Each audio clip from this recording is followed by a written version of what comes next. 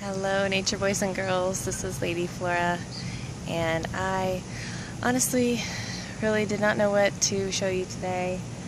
In these summer months, we tend to not go outdoors as often, but I thought if you're like me, you might enjoy looking at this new growth on my eucalyptus tree. It's very exciting. It's very cool looking, and I really look forward to this guy getting bigger and making lots of lovely smelling eucalyptus. And even these guys have a little bit of new growth too.